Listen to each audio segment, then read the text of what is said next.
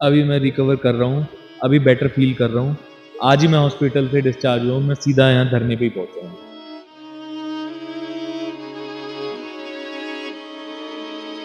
कि कोई नहीं, अगर आप भूखे हो तो हम भी भूखे रह लेते हैं। जब से मैं पंजाब यूनिवर्सिटी में आया हूँ, मैंने एक चीज़ देखी है, बच्चों में ऐसा जुनून नहीं देखा मैंने। 1966 के बाद आज पहली बार 2025 में पहली बार मेरे साथियों ने मेरी तबीयत खराब होते हुए देख एडमिन ब्लॉक खाली कराया। मेरे पिताजी एक किसान हैं, मैं एक किसान परिवार से बिलोंग करता हूँ। बड़ा एक आम परिवार है हमारा, कोई राजनीतिक परिवार नहीं है।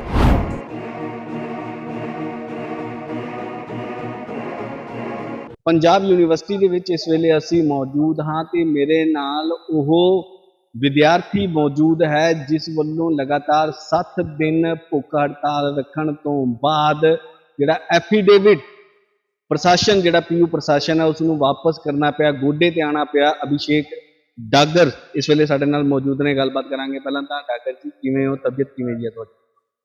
अभी मैं रिकवर कर रहा हूँ, अभी बेटर फ़ील कर रहा हूँ। आज ही मैं हॉस्पिटल से डिस्चार्ज हुआ हूँ, मैं सीधा यहाँ धरने पे ही पहुँचा हूँ। उस दिन के बाद उसके बाद मेरी तबीयत ज़्यादा ख़राब थी। मेरा फ़ीवर भी हुआ था, मेरे को चक्कर आ गए थे। उसके बाद मेरे को इमरजेंसी में एडमिट किया गया था। उसके बाद मैं वहीं था, ट्रीटमेंट मैंने कराया अपना और आज ही मैं डिस्चार्ज होके आया हूँ। आपका वेट भी कम हो गया था, कितना वेट हुआ था? मेरा 6.5 किलो कम हो गया था और भी चीज़ें प्रॉब्लम आई थी मेरे शरीर में। वो अभी चीज़ें हैं मेरे इशू, लेकिन अभी मैं रिकवर कर रहा हूँ उससे। अब हम यूनिवर्सिटी की बात करते हैं सर। आपने जब यहाँ पर विजय जीत हासिल की थी तो उसके बाद बहुत से वादे भी किए थे कि मैं एफिडेविट की लड़ाई लड़ूंगा और सोचा था कि ऐसी लड़ाई लड़नी पड़ेगी कि भूख हड़ताल पर 7 दिन बैठना पड़ेगा। देखिए, मैंने ये नहीं सोचा था कि भूख हड़ताल पे बैठना पड़ेगा, क्योंकि मुझे लगा था कि यूनिवर्सिटी में इलेक्टेड मेंबर्स की कोई बात सुनता होगा। 16,000 बच्चे हैं, 16,000 स्टूडेंट अगर किसी को अपना रिप्रेजेंटेटिव बना के भेजते हैं, मुझे लगता था कि उनकी आवाज़ सुनी जाती होगी। लेकिन जब मैंने अपनी आवाज़ उठाई तो मुझे ये पता लगा ऐसा कुछ नहीं है।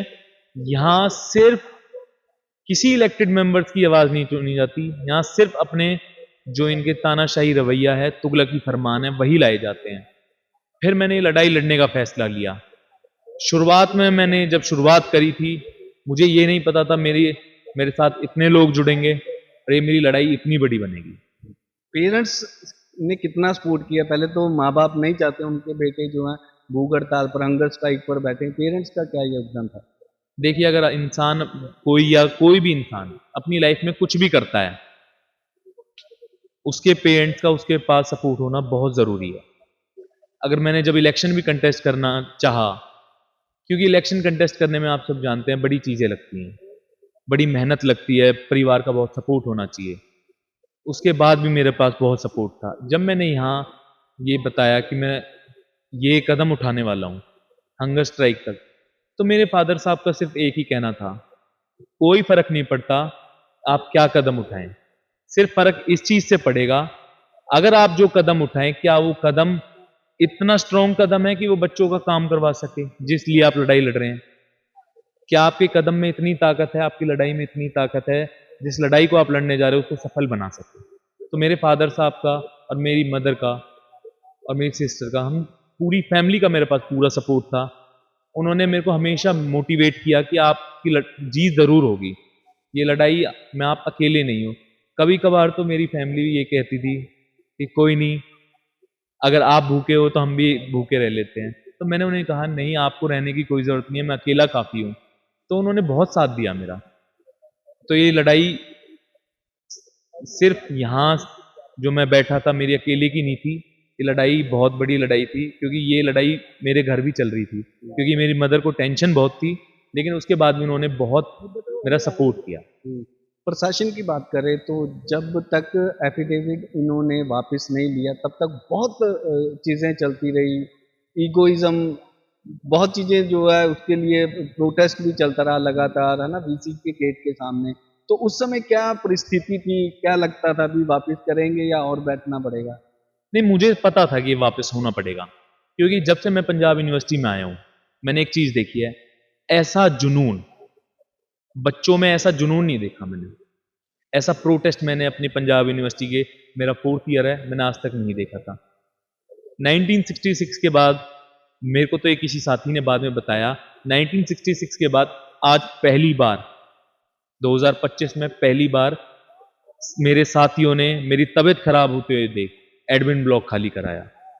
आज तक एडमिन ब्लॉक कभी खाली नहीं हुआ था 1966 से। ये बहुत बड़ी ऐतिहासिक चीज है। उसके बाद 2017 के बाद कोई पहली बार आज 2025 में अंदर वो वाइस चांसलर के गेट तक पहुंच पाया, नहीं तो इस गेट के अंदर कोई नहीं जा पाया आज तक 2017 के बाद। तो बच्चों का जब मैंने इतना जुनून देखा, क्योंकि उन्हें दिख रहा था मेरी तबीयत खराब हो रही है, तो उन्हें अपने साथी की फिक्र थी, तो मुझे पता था अगर सब हम मिलकर लड़ाई लड़ रहे हैं तो हमारी जीत जरूर होगी और ये एफिडेविट वापस होगा। इस लड़ाई में बड़े लोगों ने रुकावटें लाने की कोशिश करी। पहले हमें पता लगा, जिस दिन ये एफिडेविट वापस हुआ था, जब ये परसों वापस हुआ था, ये एफिडेविट उससे पिछले दिन वापस होना था, मेरे सिग्नेचर के लिए आए थे। उसके बाद लेकिन जब हमें पता लगा, रजिस्ट्रार जो है यूनिवर्सिटी का, वो मना कर चुका है कि मैं साइन नहीं करूंगा, मेरी इज्जत पे बात आ जाए।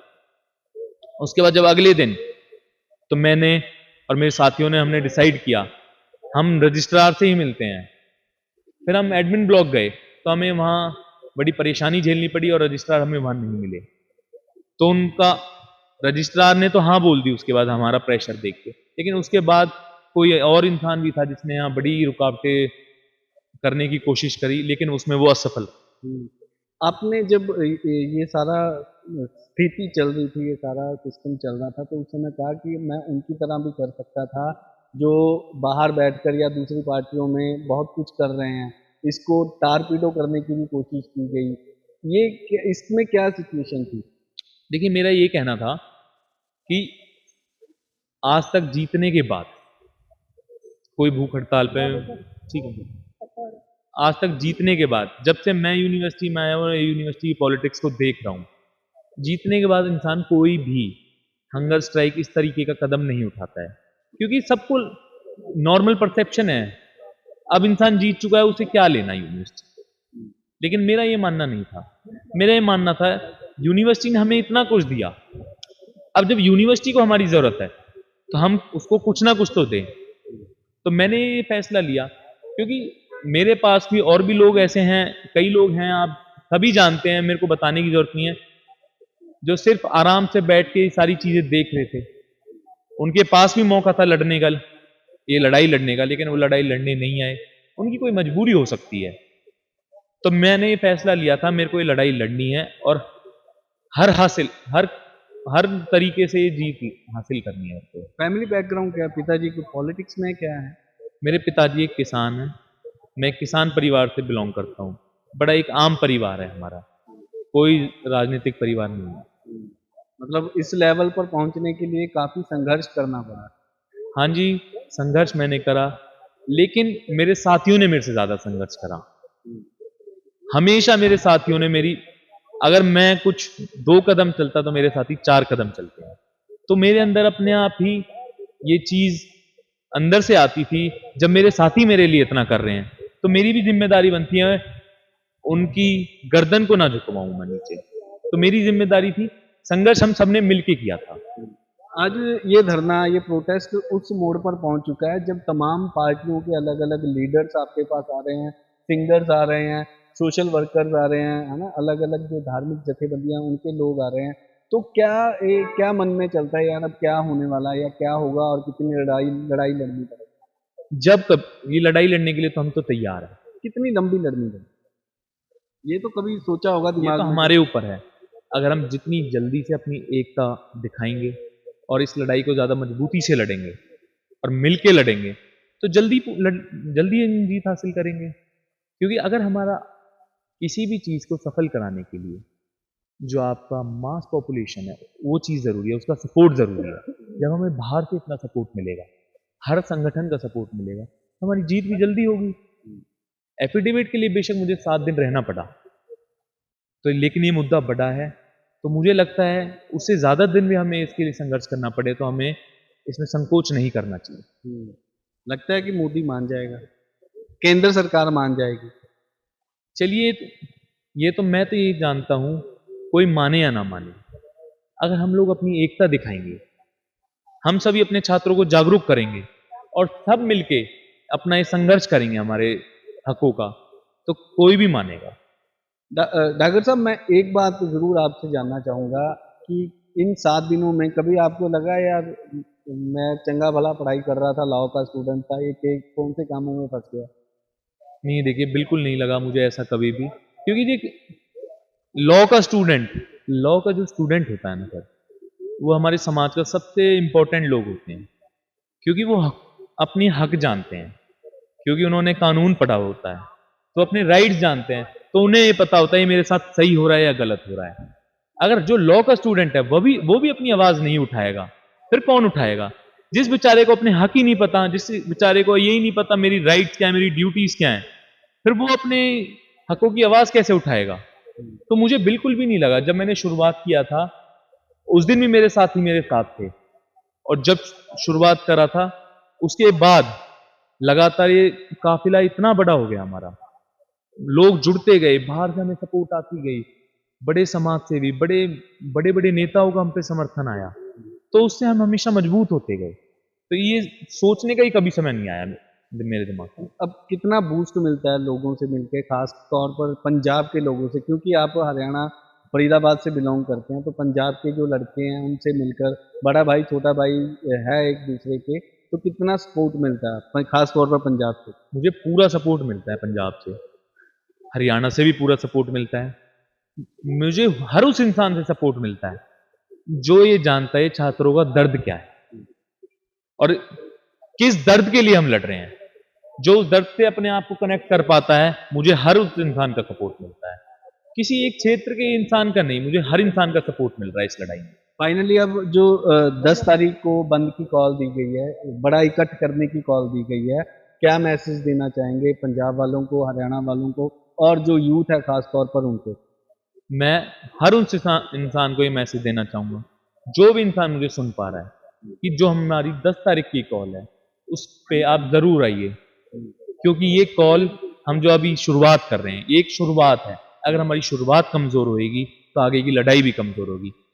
ये जो 10 तारीख की वाली हमारी तारीख है, वो दिन तय करेगा हमारी लड़ाई कितनी लंबी हो, क्योंकि अगर उस दिन हम अपनी ज्यादा से ज्यादा ताकत दिखाएंगे तो सामने वाले को भी पता लगेगा हमारी ताकत के बारे में। तो मैं सबसे अपील करता हूं आपके चैनल के माध्यम से, 10 तारीख को ज्यादा से ज्यादा संख्या में यहाँ पहुंचे। मैं अपनी खापों से भी, अपने सारे संगठनों से भी अपील करता हूँ, ज्यादा से ज्यादा संख्या में यहाँ चंडीगढ़ पहुंचे, पंजाब यूनिवर्सिटी पहुंचे और हमारी इस लड़ाई में हमारा साथ।